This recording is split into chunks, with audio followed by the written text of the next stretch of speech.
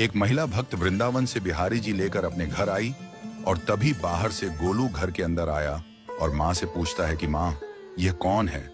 तो मैया ने बोला, ये भगवान है और ये ही हमारे मालिक हैं। अब तो घर में जब भी कोई नई चीज बनती तो सबसे पहले बिहारी जी को भोग लगता। पहले यह सब चीजें गोलू को सबसे पहले मिलती थीं। इससे गोलू बहुत चिढ़ने लगा और मन ही मन ठाकुर जी को कोसने लगा। एक दिन गोलू की माँ काम पर जाते समय बोली, गोलू, यमुना जी से मटके में जल भर कर लाना। जब गोलू पानी भरने के लिए जाने लगा तो जाते जाते बिहारी जी को कहने लगा, खाने के लिए तो सबसे पहले तैयार रहते हो, लेकिन काम तो मुझे ही करना पड़ता है। अगर यहाँ रहना है तो काम करो। कहकर गोलू यमुना जी से जल भरने के लिए चल पड़ा। गोलू जब यमुना जी में जल भरने लगा तो उसने देखा कि यमुना जी के अंदर बिहारी जी विराजमान हैं और कह रहे हैं, ला गोलू, घड़ा हम भर देते हैं।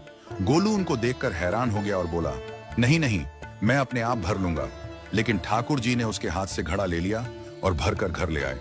गोलू घर आकर डर रहा था कि अगर माँ को पता लगा कि मैंने ठाकुर जी से काम करवाया है तो आज मेरी पक्की पिटाई होगी। माँ ने घर आकर बिहारी जी को गीले कपड़ों में देखा तो एकदम से हैरान हो गई और कहने लगी कि गोलू, ये जरूर तेरी शरारत है, जरूर तूने ही इन पर जल डाला है। गोलू ने अपनी माँ को समझाने का बहुत प्रयास किया, लेकिन माँ ने उसको डांट कर चुप करा दिया और ठाकुर जी के भीगे हुए वस्त्रों को बदलने लगी।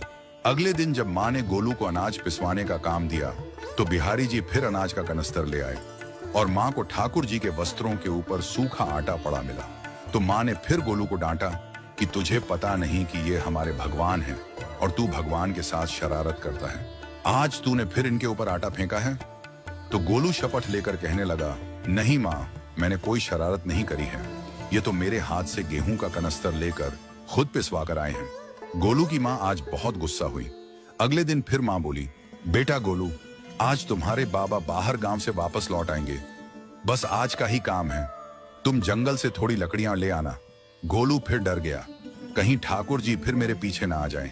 गोलू ने माँ को बोला कि मैं चला तो जाऊंगा, लेकिन बिहारी जी को समझा लो, वो मेरे पीछे ना आए।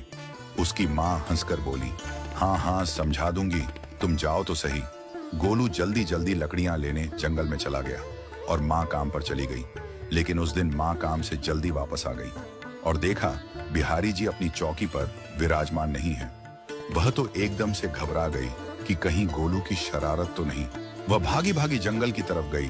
तभी उसने देखा कि गोलू के साथ एक इंसान लकड़ियों को लेकर घर आ रहा है। गोलू की माँ यह देखकर हैरान हो गई कि यह तो बिहारी जी हैं।